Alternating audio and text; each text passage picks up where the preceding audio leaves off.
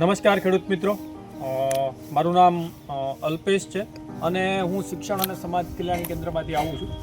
આપણે જાફરાબાદ તાલુકાના જે 37 ગામોમાં બેટર કોટન કાર્યક્રમ જે શરૂ છે તેમાંના એક ખેડૂતની આપણે મુલાકાતે આવ્યા છીએ કે જેમનું નામ છે ઉકાભાઈ.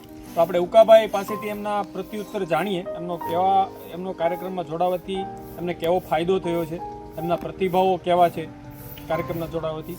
તો હું ઉકાભાઈને કહીશ કે ઉકાભાઈ તેમનો પહેલાં પરિચય આપી અને કાર્યક્રમમાં જે કાંઈ પણ એને અનુભવો થયા છે સારા નરસા એ આપણા સુધી કહીશ. ઉકાભાઈ. મારું નામ ઉકાભાઈ ગોવિંદભાઈ કવાડ, ગામ પાડા, અમદાવાદ, જિલ્લો અમરેલી.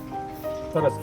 તો 6 વર્ષથી તમે જોડાયેલા છો, તો કાર્યક્રમમાં જોડાયા પછી તમને એવું કાંઈ લાગે છે કે ભાઈ તમને તેમની તાલીમોથી અથવા મિટિંગોથી કે કાંઈ ફાયદાઓ થયા હોય? હા, એમાં ફાયદાઓ ઘણા થયા છે તાલીમોની મિટિંગોથી. એમાં જો ખાતરમાં ખર્ચ ઓછો થઈ જાય, દવામાં ખર્ચ ઓછો થઈ જાય, બરાબર, એનાથી ઘણા ફાયદાઓ થાય છે. બરાબર. ખાતરમાં, દવામાં ખર્ચ તમારે ઓછા થયા છે, એનો મતલબ છે કે તમને ટૂંકમાં પ્રત્યક્ષ નહીં પણ પરોક્ષ રીતે પણ ઘણી રીતે ફાયદાઓ થયા છે. તમે બેટર કોટનની તાલીમોમાં વારંવાર આવતા હશો, બરાબર? વિવિધ તાલીમો તમે લીધી છે.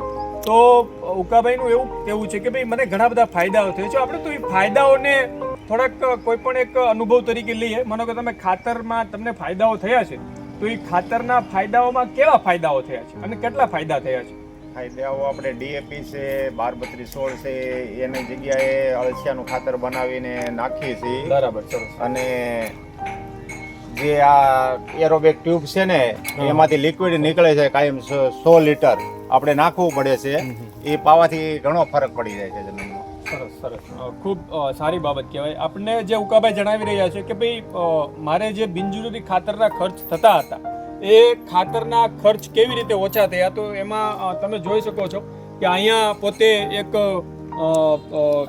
એક અનએરોબિક ટ્યુબ જે તૈયાર કરી છે અને જેના થકી તેઓ પોતે જીવામૃત જે બનાવી રહ્યા છે અને એના પાકની અંદર તેઓ ખેતરની અંદર આપી રહ્યા છે.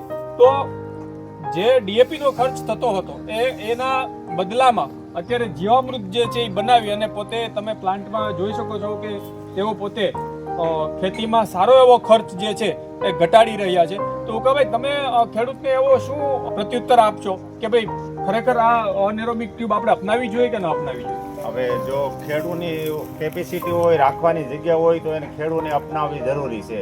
એ જો આ અપનાવે નહીં ને તો કોઈ જીવામૃત છે એ બનાવીને કરે તોય સારા, એના માટે સારું છે. હા, ના, બરાબર છે. એટલે આ જે તમને અનએરોબિક ટ્યુબ જે મળેલી છે એ કેવી રીતે મળેલી છે અને કોના દ્વારા મળેલી છે તમને? અમે બીસીઆઈ દ્વારા જે બેટર કોટનમાં જાય છે ત્યાંથી ટીમ્બી પ્રોડ્યુસન કંપનીમાંથી ત્યાંથી મળેલી છે. બરાબર, સરસ. એટલે ઉકાભાઈનું એવું કહેવું છે કે ભાઈ બેટર કોટન કાર્યક્રમ જે શિક્ષણ અને સમાજ કલ્યાણ કેન્દ્રમાં ચાલી રહ્યો છે તેમાંથી પ્રોત્સાહિત રકમ રૂપે એમને ખેડૂતના સ્વખર્ચ 50% સ્વખર્ચ અને 50% સંસ્થા દ્વારા પ્રોત્સાહિત રકમ રૂપે ખેડૂતો કોઈ કેવા અપનાવે એના અનુલક્ષીને આ અનએરોબિક ટ્યુબ સંસ્થા વતી અને કાર્યક્રમ વતી ખેડૂતને આપવામાં આવી છે અને તેઓ પોતાની ખેતીની અંદર ખૂબ સારા પ્રમાણમાં અત્યારે જે છે એ ખેતી કરી રહ્યા છે અને પોતાનો ખેતી ખર્ચ જે છે એ આ કાર્યક્રમમાં જોડાયા ત્યાંથી તે મળી રહ્યો છે.